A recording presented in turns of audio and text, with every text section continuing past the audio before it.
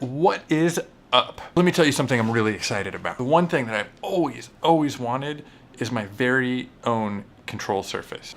Boom.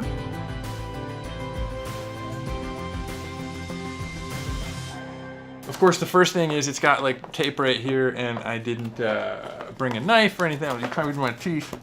Yeah, that's not gonna work. All right, let's just rip the box right open. Ow, I just paper cut myself. This is not going well. Okay, that didn't go as smoothly as planned. This is what it looks like when you open it up. It looks like a black bean. So it's in this very nice little portable cover case. So if you're gonna travel with this thing, I would say that's a good thing. So let me open it up, and there it is. What's really cool about this is the balls come out, so that's good for cleaning it because, you know, it'll get dirty when you're using it. So this is it, this is the whole thing. It doesn't have a lot of the other buttons that the more expensive surfaces have. I have a keyboard. I can do a lot of it with the keyboard and even the mouse. It's just, I literally wanted the functionality of just the balls. Yeah, here's the bag with the balls. It is a bag of balls. Looks like juggling balls. Oh yeah. Oh, one-handed. So not only do I get to use these to color correct when I travel, but when I'm really bored, I can pull them out and juggle. So the balls just plop in like this. You can pull them right out. Oh, I'm bleeding. I literally paper cut myself. It's plastic, but it feels really nice, feels really sleek. Hardwired USB, which I like. I don't want any wireless anything when it comes to this stuff. I want something that's reliable and gonna work. It came with a little book. Let's get this thing plugged into the computer and see what it can do. All right guys, so I am coming at you on my crappy webcam right now. So I've got this guy set up. So what you actually have to do, the first thing you have to do is go to www.tangentwave.co.uk. Go to products, go to Ripple, which is the default right now. Go to application support, select your application. I want to do Premiere Pro. So you go here, you hit Premiere Pro, and you're gonna wanna download this thing that says installer for Mac or installer for Windows, depending on whether you're using Mac or Windows. And once you install it, you will get a bunch of different apps, but you will get this thing called the Tangent Mapper, which is kind of the most important thing because this lets you map your keys. The only kind of bummer is you can see that this is a visual representation of this guy. You can't custom map these two side keys next to these dials up here. So there's only two buttons that you can actually custom map for Premiere. That's kind of weird, but since it doesn't have a lot of buttons anyway, you're pretty much gonna use it in tandem with your keyboard. So it is what it is. So once you've downloaded and you've installed that, you're not done yet. You're gonna have to go into Premiere and you're gonna have to go into your, this might be off my screen, but it's Premiere, Edit, Preferences, Control Surface. So you wanna go into the Control Surface, you wanna hit Add, and you wanna add Tangent. And once you do that, you might have to reboot Premiere, I'm not sure, but pretty much it should be working. All right, so I switched to the color preset. And again, I've got my keyboard here at the ready because I'm still gonna have to use my keyboard for some things. It's really important to have the Lumetri color panel open. First thing you wanna do is you actually wanna click and select your clip. And now this is a little weird quirk that I found. It works the best if you select the clip and then click in here, which is kind of strange. You don't have to do that, but it kind of unlocks a little bit of extra functionality. If I hit this B key here, what I've found is the B key switches me through all the different modes in the Lumetri color panel, which is pretty cool. And oh yeah, there's this little widget that comes with it if you want to. I dragged it off outside of my screen because it kind of annoys me, but it tells you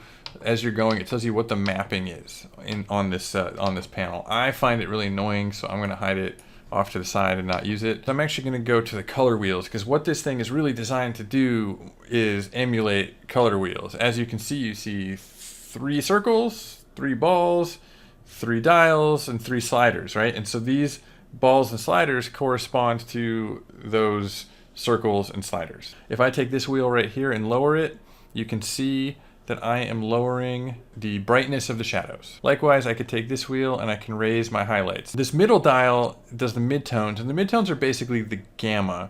If you're coming from something like Photoshop, or you're like me and you're way more used to using curves like this, imagine that the left wheel is the bottom dot, the middle wheel is your gamma, and the top wheel is your highlights. And then the balls get into color. going back here, so now that I've got kind of a decent exposure, I can start adding in some colors. I'll just exaggerate it here. I can go really blue in the shadows. That was too much. So one thing that's really cool about this panel is with these two buttons that flank the dials, I can hit this one right here and just reset what I just did. And I can hit this one and reset what I did with the ball. So I can reset the ball and the dial very quickly by just hitting these two buttons, and I can go back and I can start over again, and I can make the shadows dark, and I can just lightly kiss in maybe a little bit of blue, and maybe on the highlights I want to add a lot of yellow, and in the midtones maybe add a little yellow as well. Let's go for like a yellow kind of look. Remember when I told you to click in this window? If it's weird, but if you click in this window, the A key like changes the mode of what everything does if you hold it down. So if you hit A and then B, you can actually toggle and do a quick before after. So I find this really helpful. I can see where I was and where I'm going, and actually it's pretty good. I did a pretty good and pretty quick job of dialing in a nice little one light, as they call it, color pass. Maybe I want to do more though. So if I hit B and I toggle to, let's just go up to basic correction. This is your standard stuff. All of these dials work in here too. If I take this leftmost dial, I'm adjusting my blacks. So let's say I wanted to do like a little extra crunch to the blacks, and then I can take the right dial and I can raise the whites. I'd be very careful with these two because you can easily crunch things and start getting like a lot of digital noise and feedback. The middle dial is your exposure, so I could bring the whole thing up a little bit. I kind of like it darker. I like seeing that sky out there, but maybe this is about them and not the sky, and I wanted to clip everything. In this case I don't, so I'm going to leave the exposure alone. And then the balls, I can change my color temperature. This is nice. I really like being able to just sort of to feel the color temperature, and between the two balls here I can do my warm and cool and my magenta green. You can actually kind of like move the two at the same time and really just kind of feel and find a color that you like. Like I kind of like it warmer and with a little bit more magenta. It's almost like a magic hour look. And then this bottom right ball here is my saturation, and maybe I want to like saturate the crap out of this because you tend to want to do that in log stuff. If I hold down this A key, I can scrub through my footage using this dial, which is really nice actually. It's got a really good feel to it. That looks kind of cool actually. I really like this. I mean, look where I was and look where I got it to. And I'm just sitting here kind of like, you know, making things up as I go along. I can go into creative. It works in creative too. I can saturate it even more, so you get like extra like saturation boost. And then something that I like playing around with sometimes in creative is the shadow tint and highlight tint. It's very similar to split toning in Lightroom. So these two balls, I believe this is my shadow tint and this is my highlight tint over here. So if I wanted to, I get a real look going here. I can put a lot of blue in the shadows, and I can put a lot of warmth in the highlights, and I'm doing it at the same time. That's what's great about this. I mean, this is a look. This is definitely a look now. And then in the middle here, middle ball, I do my tint balance. So if I want to go more towards the shadow or the highlights, you get the idea. So I can really find where I want it to be. This is just really fun. I got to tell you, I'm having a good time doing this. So here's one thing that this thing doesn't do well. I was really hoping that I could hit some buttons to go to my next and last clip. I did play around with customizing the keys to do that, but then because you can only program these A and B keys in the middle here, you lose that functionality of being able to hit the A button and toggle through all the different modes and use this as a scrubber. So this next clip is just a standard Rec 709, and actually the exposure is pretty good. If you look at the waveform over here, this is my head, and I'm traipsing into the 70s here, and that's kind of about where you want to be. Now my blacks are a little lifted. Whoa. One thing I did notice about this thing too is, I don't know if it's a glitch or not, but sometimes when you jog this this wheel for the first time, on the blacks, it takes them all the way down. So you just have to undo it, and then it'll work. I'm going to take the blacks down just a little bit, and now I'm a little too dark, so I'm going to bring up the whites and bring up the midtones. A lot of my skin's in the midtones, and I'm just going to kind of look at the picture too and make sure I like it.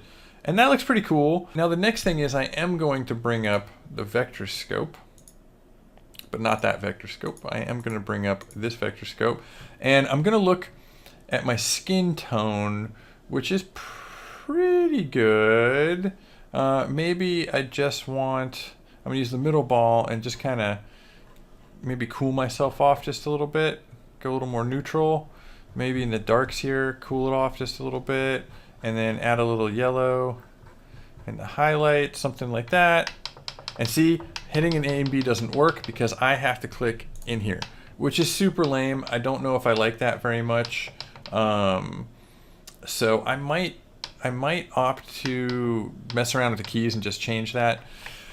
But anyway, this is just a little quick look that I created. Looks like a little one of those little Instagram LUTs you could go spend money on, but why spend money when you can do it yourself? All right, so this is one more shot for you guys, and this is actually shot in Vlog. So I just wanted to show you some log footage. Again, I am just going to start in the default 3 wheels.